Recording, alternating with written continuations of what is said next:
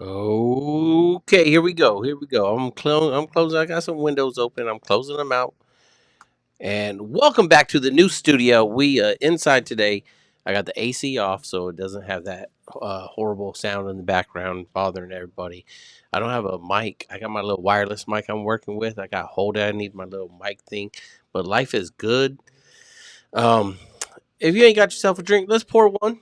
All right, I got the little orange Yeti here, and I got that little gin and tonic. So let's wet the whistle and let's just hang out. Let's just chat. See who joins the chat here. Let me see. Where is my buddy? Bow. There she goes. Okay. So uh it's been a good week. I got duty this week. It's a easy there's the one thing everyone hates. It's duty. Okay. It doesn't matter how easy the duty ends up being. It just no one wants duty. The sooner we can figure out a way to lock up ships, I'm not even on a ship, but the sooner we can figure a way to lock up the ship and get sailors off there at the end of the workday, the better. I'm not even on a ship right now. I still got to lock up the building, and that's something else. Easy, but a sailor's always going to find something to complain about. And if it ain't parking, it's going to be duty. But overall, like the coming in early gives me an extra 2 hours of work to get things done, get things accomplished, and then the extra 3 hours in the afternoon. Because I'd be leaving at 1500 at the latest. Some days I find myself at an appointment a little bit earlier than that. If you're tuning in, let me know if you double hear me. I double hear myself in the headphones. I'm trying out some new. I got some new hardware that I've been trying out, so just trying to make sure everything works good for your audio and viewing pleasure. As you can see, I got this big old pimple right here that I been scabbing away at. I shouldn't, but I'm a big fan of Dr. Pimple Popper, so I try to live that life when I can. Let's talk about something I found. There was a brief side note was uh, much more popular than me and Bravo Zulu podcast was another YouTuber by the name of Nikki MGTV, right? And if you follow him, if you follow his channel, you follow other military ones, you probably know him. He's been doing it a long time. I don't know his whole background. He's like an HM1. Um, Puts out some okay content, like decent. Not that's not a knock to it. It's just sometimes I feel like it's worth watching. Sometimes I don't. Um, I think earlier in his YouTube career, he did a lot of like pro Navy, trying to be positive, and he spoke on this once in an episode like this year, last year, or something when he was talking about influencers, military social media influencers, the ambassadors, things like that, right? And how he tried to do that. He tried to be the very positive. Let's talk about race. Let's talk about this, right? You go check him out. Unfortunately, I bring this up because he posted on Instagram that for some reason, legal reason that he can't talk about, everything was, he had to take everything down off YouTube. And it was put on Reddit, and then a lot of people were talking about it and assuming the worst, that Chain of Command or Big Navy got hold of him, got hold of his channel, and had to make something happen for some reason or another. Interesting development because, again, I think he did put out some good stuff. I think it was more like TMZ worthy, right? I think it was a good like military news, not for anything much good or positive, but definitely shining a light on the negative things, which should be shined a light on. Don't get me wrong, right? I think just a lot of people who try to, who especially senior, are trying to maybe change the conceptions and not misconceptions, the conceptions, and the way people might view the military and view the Navy. He was shining a bright light on those things of like, no, there's still bad things happening out here throughout the military in different areas. Navy was one of the specific ones. But so he had to take everything down. I'm really interested in why. If he ever watches this or catches word, I'd be interested in having him on the podcast and discussing it when he can. Obviously, if there's legal matters at play, yeah, I don't want no business of that. Keep it locked up tight. Don't say nothing until you talk to your lawyer first. So hopefully that guy comes out of everything good and is able to get back to putting things out on YouTube, right? I wonder if he had to be monetized. He had a good number of subscribers, lots of viewers. I caught one of his lives one time, and people were just throwing money at him. Not huge amounts, but they're throwing money in the super chat, which again, fucking cool, right? Which leads me to another thing. So I dropped a comment on an Instagram post that he made saying that he had to take everything down. Cool. I was like, yo, I'll be in the like, yo, if you hit me up, if you want to talk about it, if you can, when you can, it'd be real cool. It would. I ain't gonna front. It'd help me out, right? If he was on the show, anyone that's on the show helps me out because they take it, they tell their loved ones, their friends, hey, I did this, and that's maybe 5 new viewers, and 1 subscriber, right? Because not every viewer turns into a subscriber, and I understand that, but that's all good. So I just like to talk to them and see when it's all settled, like what happened, what came of it, this and that. Because it's interesting. It's interesting. From that, someone started following me. Another podcaster, I started watching their stuff on YouTube. They're another active duty military person. Won't name drop them or anything right now. I don't know them, so I won't do that. But I was watching some of their content today. They had a pretty popular guest on today, and I'm going to cover. They had on the. I guess I should say because it's no secret. It was a Commander Teresa Carpenter. I don't have her stuff up here. With the SOS Podcast on YouTube and all the listening platforms, go check it out. And she had the Captain Chowda Hill of the Ike, right? That just got back from deployment. Did a lot of stuff against the Houthis and the pilots shooting down drones, and they're definitely engaging in a lot of stuff. And I was listening to that, and pretty good podcast. I just say that because it was like, it's not like it was bad quality. It's good audio, good video, everything like that. That's not what I'm getting at, right? I'm just saying pretty good because not all of it floated my boat, no pun intended, which again, everyone's thing is different, right? But I like what was sharing our stories is the SOS, I think. I had to look it up again. But it was pretty cool. Like, and her being at her stature and her place, probably has some connection, probably could reach out, ask people. And I thought it was pretty cool. She got this full bird on there from Captain of the Carrier, and he was talking about a lot of things. But the thing that interested me the most about him was this. Let me see if I can share it. There it is. This right here. Oh, no, that's not. Other way. Oh, no. No, go this way. Oh, go. Oh, my gosh. I'm messing up my stuff here. Here we go. Sorry about that. Okay, so, because I can't be on the screen right here. So this is him, right? Captain Chris Chowda Hill.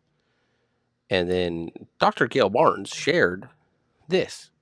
So I can't look. I can't look at my video and this. Well, I kind of can. I think that's it right there. Yeah.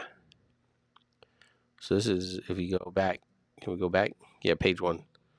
Oh, I went mini screen. Okay, so we're not gonna get into this whole thing. It's 20 pages. I guess this is was his command philosophy, kind of going into. I'm not sure if it's this deployment or previous when he was at a previous CEO or XO tour. This is pretty cool artwork, right? It says it down here. Gives that credit to AOAN Miles Scroggins. That's pretty dope artwork right there. Like, man, you might be surprised. You shouldn't be. Because as a military force made up of citizens all over the country, like, you just never know what kind of talents they have, like hiding. You know what I mean? You get a brand new sailor in AOAN, and you're like, hey, can you fucking load these bombs or do this or do that, right? Let's get you trained up to do that. And when are you asking him if he's a fucking artist like this, right? So that's pretty cool shit right there, right?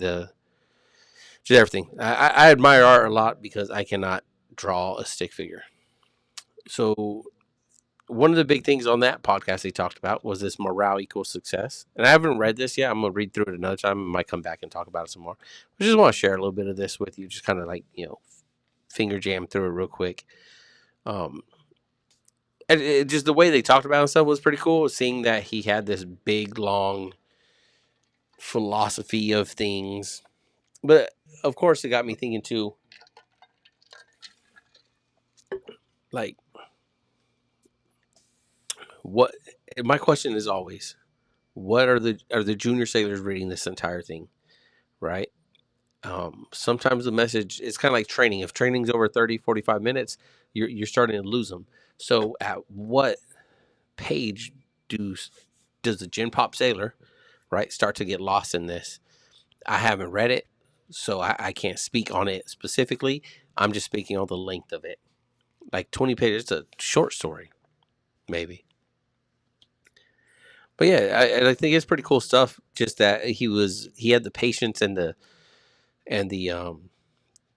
smarts, like the brain power. I could like it's one of those. I'll say I can't. I'm sure I could. It would take me a lot longer than probably what so it takes some other people to sit down and like put things like this together, right? This look at this morale, spirit, decor, giving a damn, mission success. I think right now nowadays you hear this giving a damn a lot from different places and different maybe a couple different words in there, but like the you have to give a damn, and then they compound on that whichever way they want. Exquisite customer service. I'm all for that being an LS, right? Like customer service is the name of the game.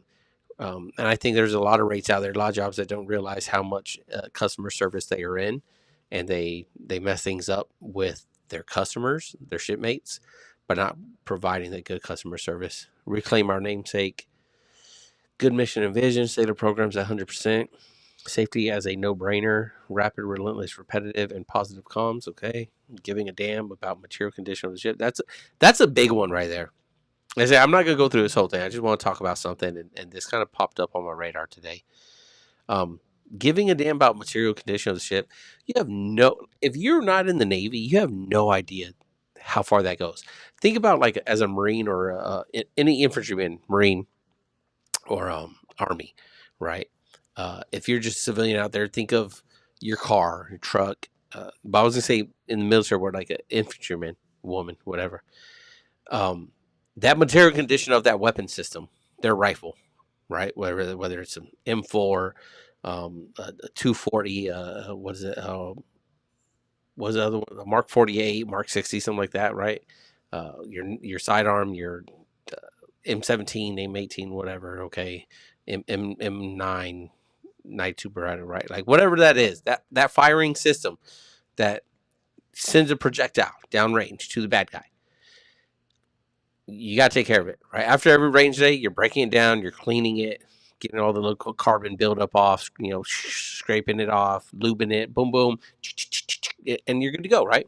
Now, if that weapon system is a ship that is metal, that rusts, that lives on the water, stays on the water all the time, unless it's in dry dock, but that's part of the material condition here, okay? Um, if you're not doing that maintenance, if that material condition, oh my, like that ship is going to fall apart so much faster. And if you've been around long enough and you've been to different ships, you'll see ones that had good material condition and that still look good, that can still operate better, and some that don't. And it's night and day. So that one really sticks out to me right here. Strategic planning, diversity, and inclusion. Like I think those are just trigger words that everyone's got to add nowadays, right? Not diversity. Diversity has been around. All right, since I've been in the Navy, diversity has been around. But the inclusion part, I just don't understand. I think that's more of a that they just forgot the E, and they'd have DEI, right? Um, and I don't know. I just don't like it. That's just personal. I don't think you need to add those other two letters to talk about diversity. Love and value warrior sailors, give them mission and purpose, create a winning environment, creativity, brain, body, soul focus. That's a real popular one now too. That's part of like the culture warrior culture of excellence 2.0. It's been a long day. I'm getting sleepy. Proper sleep. Think there it is. Proper sleep. Perfect segue. Proper sleep. What kind of proper sleep are you getting? Um, Making sure, especially out of the ship on underway, working all that. And I ain't never been on an aircraft carrier, right? But I've had buddies that have. I have people that swear by it. If you're sleeping under that catapult, they say you get used to it. I don't think I could. Mental health care, of course, super popular right now. And super popular because it's super important. I think we're realizing, even like VA, people are getting more disability and rated higher for more mental health stuff than physical health nowadays, right? So that's definitely something to look into if you're separating, if you're retiring. Talk about the mental health, the strains on the brain that have taken to some places, some of them dark. We've all been there, right? Them dark places and that dark humor that sometimes you say it, then you're not laughing and everyone's laughing, and then they stop laughing and then they're looking at you not laughing, and they're asking why you're not laughing, and you're like, oh, I wasn't joking, and then they kind of chuckle again and you're still not laughing, and then they go, are you okay? And you go, oh yeah, I'm fine. As you like rip your hair out. Everyone is a warrior. Again, the mostly what I like is about like the warrior sailor, right? Trying to put that and turn that into it, right? What was it like? 10 years ago now, 15, when they were trying to do Sea Warrior, right? If you've been around long enough, you remember like the Sea Warrior. I don't know, like initiative movement to try to like get away from like the shipmate thing and be like, yo, hey, Sea Warrior. I was all about it, right? Sign me up, Sea Warrior. I'm not that I'm gonna go around calling everyone, hey, it says shipmate. Shipmate's here forever, right? But I wasn't gonna go around calling everyone Sea Warrior. It was just I understood what they're trying to do. It was like because this was like prime time war on terror, right? And although maybe small ships at the beginning they were launching, then later on they kind of slowed down. Carriers were always flying sorties and whatnot, doing their thing with the airplanes. But like you're still out there. I was having this a conversation about this with this other person I work with about like how everyone's serving right now. It doesn't matter like whether you're the cook or the LS, or I'm picking supply ratings, or the engine men, the CT, the IS, the operation, the OS, who's almost like a SO. It's a joke. The bosun mate, right? Whatever it is, the aviation guys, the ADs, the AMs, the RPs, the PRs, right? Like they are like the 1% of the nation that has stepped up to volunteer to serve their country and do what needs to be done. I've said this before. I don't think a lot of junior sailors realize what that potentially could be, right? I don't think they realize that. Okay. Let me check something. Oh, all right, we're good. Oh, let me. Oh, yeah, my bad. Go back in here. Pull that back up. There we go. So back when it says like that warrior thing, I get it. I get what this captain is trying to do with that. I think the Navy tried it, and then they kind of lost it. They didn't know what they're doing, and maybe this captain like remembers that. I'm sure he was around during that time. If he's a full bird, right? So how do we take that and actually make junior sailors believe it and instill them? The I'll get Joe Navy with you right now, like the fighting spirit of the Navy. How do you make them feel that? How do you motivate them for that? So when they're doing that GQ, doing that drill, whatever it is, they feel that. Oftentimes it's lost. It can't be felt. You don't feel it, right? Because you're like, I'm just doing maintenance for material condition readiness. Yeah, well, when you really need that fire hose to fucking not rupture and that plug to fucking seal, and because you need that water to fight the fire, hope it never comes. That's the warrior part, right? You're taking care of it. You're making sure everything is ready in case you got to fight that ship. And it's just really different. It's really different for the Navy, and so many people just don't understand um, because it's not portrayed in movies. I think that's what it is, right? Like, how do you portray not the Navy SEAL, but the Navy sailor in a movie being a warrior, right? Look at Navy movies, right? Are they just the sailor? No, it's Top Gun. He's a pilot. It's Navy SEALs doing SEAL shit, right?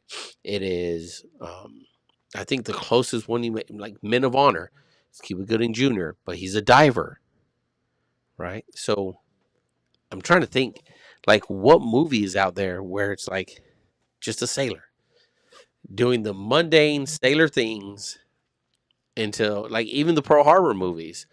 Those, it's about the attack, then it's about the revenge, right? The get back, the strike that we countered with, right? It doesn't follow the fucking undesignated sailor just doing maintenance all day and painting and this and that. Like, it doesn't, you know. One of the best Navy movies out there, uh, Battleship, right? It takes gunner's mate, operations specialist, Rihanna, like 4 different jobs and qualifications on everything. Um, again, but it doesn't. But it's action movie, so I ain't knocking it. I love that movie. It's fucking great, right? But that's what they're showing, so that's what people buy into, and it's hard to understand Navy, real, like, real, quote unquote, real Navy. But yeah, so we'll just talk about that. Care for loved ones. We care for our loved ones, but boy, and this, it's hard. It's hard not to care for them. It's hard.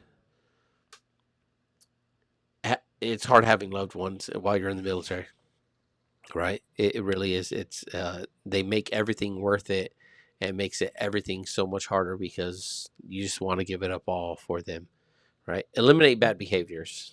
Yes, he has that on there. And morale, spiritual, and then, like I said, all the arrows, all that stuff points to morale, and then goes down the little thing here. It's just, oh, is that bigger? Oh no, that's more. No, what I do here? So, oh yeah, okay. Warriors have 3 requirements. I can't read all that. I'm probably read through this later this week or something, and kind of dive into it a little bit more. What happens when you address the 3 needs of the warrior sailor?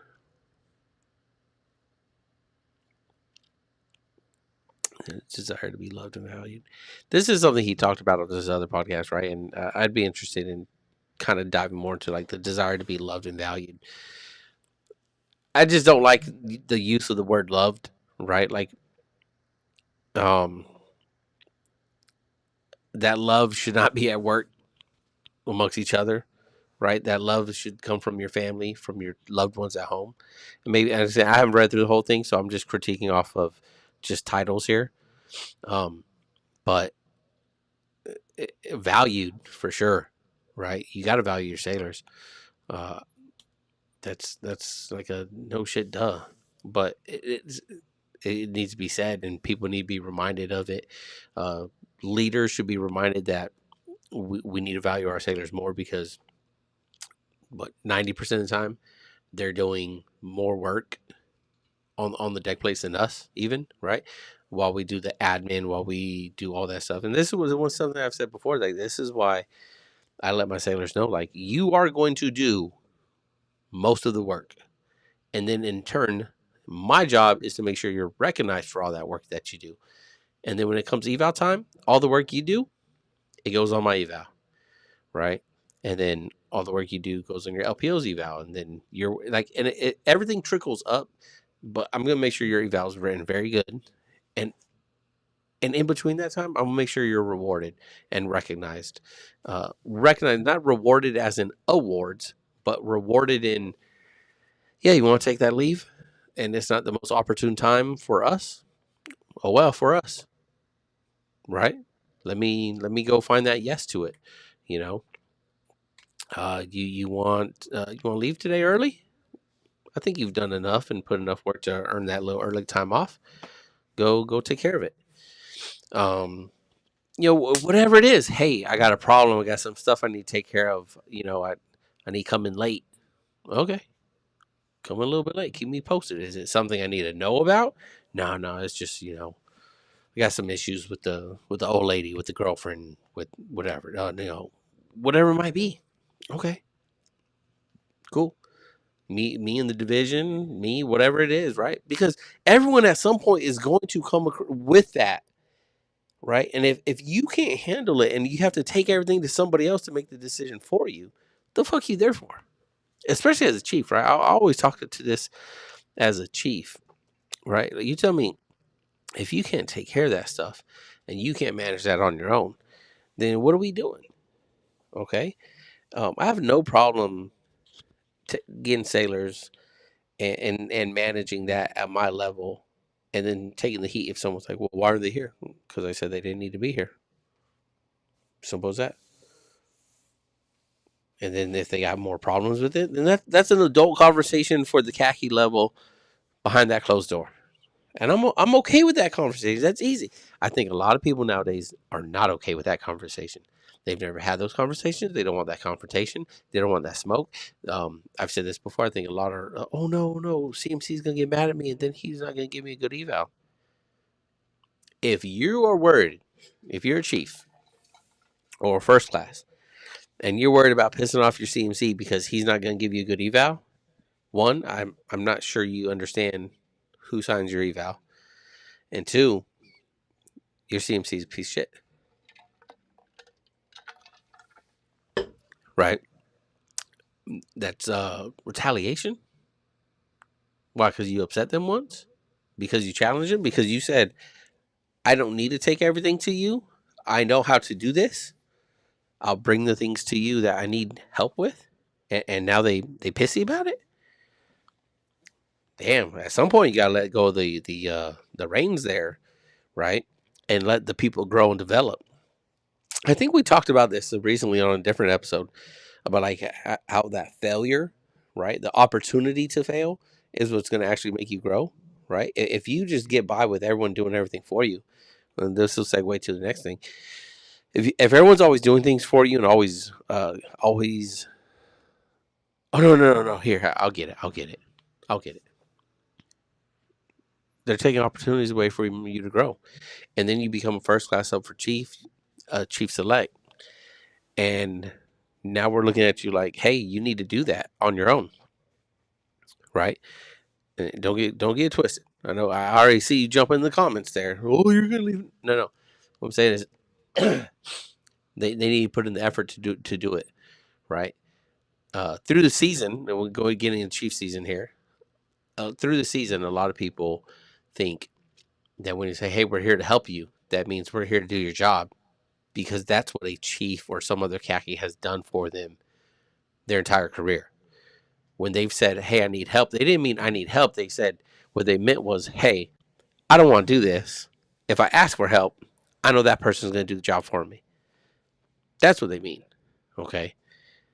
And I think some chief selects walk into the season thinking that, oh, they're saying they can help me. So I'm going to take this to them and then they're going to do it for me. Woo!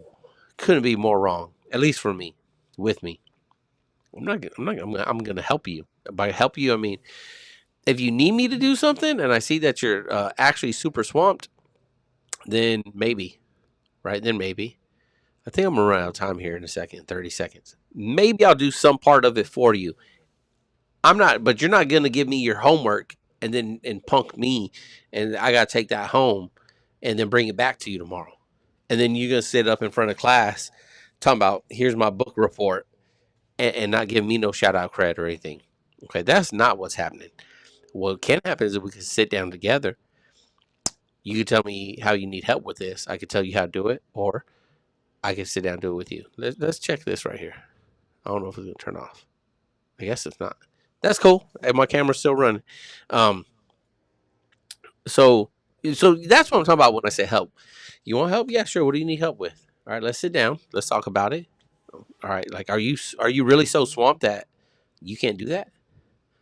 I've had people bring me evals, but I need help with this. Okay, well, there's nothing on here. What do you need help with? Well, I need it written for me. I ain't writing a fucking eval for you.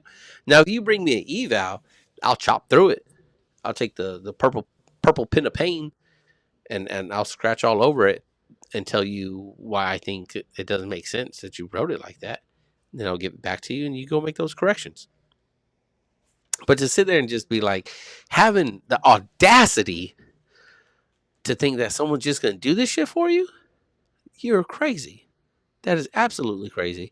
And as we get into this next season, right, I'm really interested in seeing what these Chiefs selects here are going to be doing with it. Because definitely a different world, being here at the recruiting place. Excuse me.